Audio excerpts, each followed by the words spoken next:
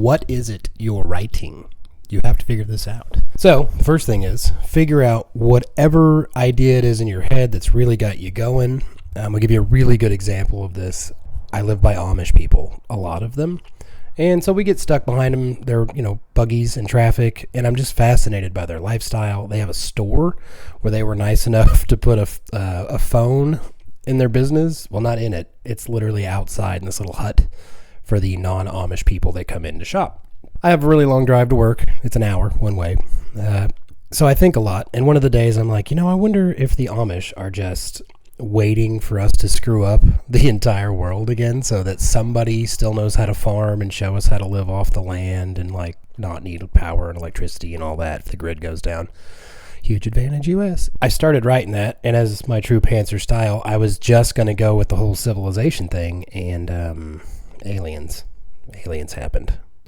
I'm definitely going to put a dude up here somewhere of the aliens. You got to mill it over for a while, decide where you'd like to take it most. I ended up liking the alien thing. It went super sci-fi. I think it's a really cool story. My readers tend to like it too. It's a lot of speculation into civilization, world, blah, blah, blah. What would you want to read is really how this goes, and that's how I write. If it's something I think is missing in the market, or it's just a story that I don't hear anybody talking about, I really like to write the stuff that no one wants to say out loud, which is polarizing. Know that. My reviews are 5 stars or 1 stars. I get very few in between. I do get some 3 stars, but those 3 stars are like, I really want to read the sequel. So I'm not sure if they're just uncomfortable with what they just read or what. Once you've figured out what you're going to write, now we got to figure out how you're going to write it. And this is where it gets a little tricky. Your main thing is first person versus third person, right? So with first person, you're going to have immediate depth. Like you fall right into this character, this is who I'm following, but you really need them to have a strong voice, as if they don't, the whole book sucks. Like it really does. That's also true for third person, but we'll get to that. You get this immersion effect where you're following this person, their struggles, how they're experiencing the world. You're experiencing it with them as the reader. And so as the writer, as a pantser, so do we. And that's what makes it fun.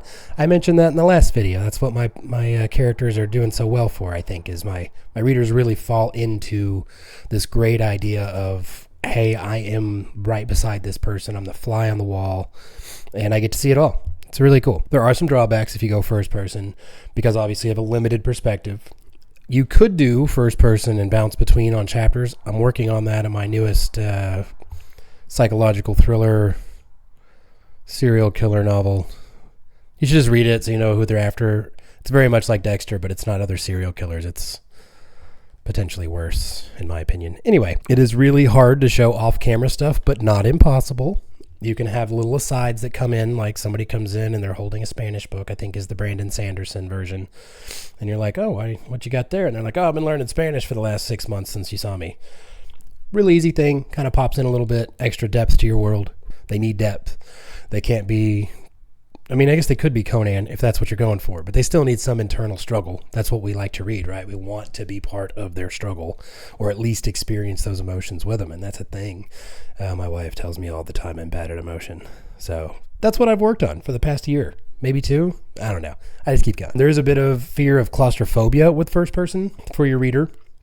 They don't get to get out of it. They can't get a break sometimes. If you're writing thrillers, this isn't as bad of a deal, especially psychological thrillers, because that's what you're after, right? You're trying to get your reader to experience these goosebumps or anxiety or whatever while they're reading it. It's the whole idea is they're trying to feel something. So let's move on to third person. If you're going to go that way, you have a lot of flexibility in your POV, your point of view.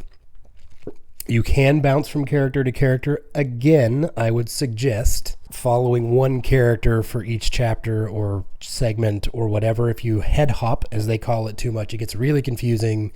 You have to over-explain sometimes, which don't do that. If you over-explain, it's kind of rough. So in Thomish, this one. This is the first in a trilogy I wrote, sci-fi. This is my Amish one I mentioned earlier. Cat's gonna be mad I put the book in his chair. And Thomish, it's the first book I ever wrote. I do explain a lot, but there's a humongous world. I didn't do it all in one chunk, but I did a lot of it in little chunks, or kind of big chunks. Anyway, it's not my best work. I'll be very honest about that. However, the people that read it really like it because it makes them think. but I do follow one perspective for the most part, but it's written in third person, and it's extremely big cast. Like, there's different groups. Each different group has their own people. You've got the originals. You've got the Amish. You've got the rednecks. It's post-apocalyptic. You've got the bad guys, which are the military, and some of them are even infiltrated into other groups and things like that. So it's got a lot going on. Moving on, further stuff with third person, you do get a lot more story flexibility. You can make it a lot more complex, such as the world, and that one's very big. Versus a first person, this is actually my most popular book, The Sharp County Slasher. It is not meant to be a horror, but a lot of people very much call it that. A Good Fright is one of the comments it got. In Australia, they actually quite like it as a horror book. That is first person. It's a very small world. It's set in Ash Flat, Arkansas.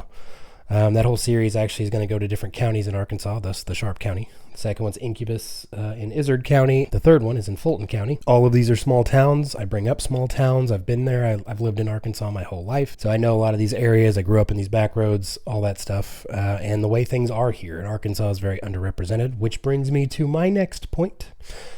Once you have figured out first or third person, figure out where you're going to write it. Are you going to build the world? And if you are, I would definitely suggest, if you're doing like fantasy stuff like that, which I love writing fantasy. I just haven't published one yet because I can't finish one yet. Sorry for being off camera there. My cat is trying to attack the camera stand that I am not using. I'm sorry, mic stand that I'm not using. Maybe I should just take the cat out. Welcome to Being a Pantser. This is what we do. We get distracted constantly.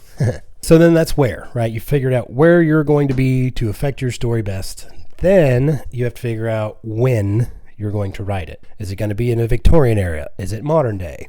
Mine are modern or very slightly in the future so far.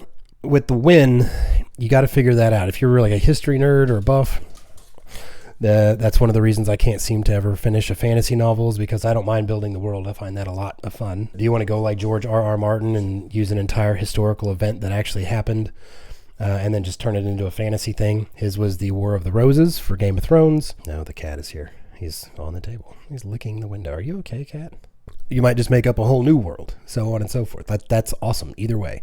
Then finally, where we get to, you've got your idea in your head, you've milled it over, you have this idea of what you want to read, what you're thinking about, what you're willing to do, how much effort you're going to put into it, all that, which should be a lot if you're going to write, by the way. Oh, he's back. You coming? Oh, yep, there he is. He's in my lap now. You want to say hi? You want to say hi to the camera? It's my little kitty. Hello, little kitty. What are you doing? Look there.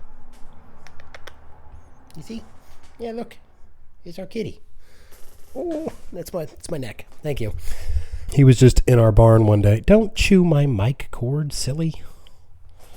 Would you quit?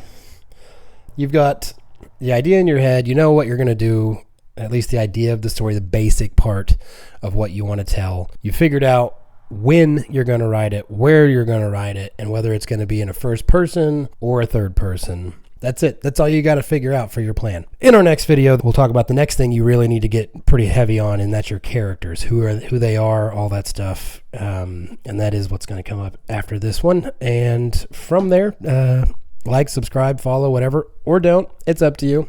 And yeah, we'll see you next time.